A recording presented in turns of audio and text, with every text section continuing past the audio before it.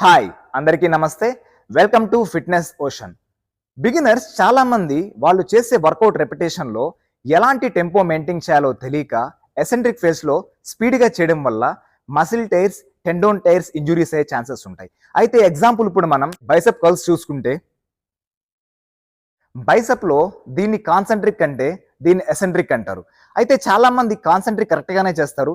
ఎసెంట్రిక్లో ఒక్కసారిగా డంబెల్స్ ఉండేయడం వల్ల muscle tyre కానీ టెండోన్ టైర్ కానీ ఇంజురీస్ అయ్యే ఛాన్సెస్ ఉంటాయి. కాబట్టి కాన్సెంట్రిక్ ఫేస్ ఇలా ఉంటే ఎసెంట్రిక్ ఫేస్ కాన్సెంట్రిక్ అంటే స్లోగా ఉండాలి.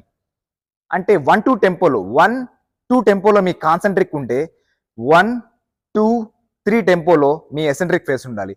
ఇది బైసెప్లోనే కాదు, మీరు చేసే ప్రతి వర్కౌట్లో ఏది కాన్సెంట్రిక్ ఏది ఎసెంట్రిక్ గుర్తించి కాన్సెంట్రిక్ అంటే ఎసెంట్రిక్ ఫేస్ చాలా స్లోగా ఉండేలా చూసుకోండి. Thank you so much. Please follow me for more information. Thank you. Please subscribe.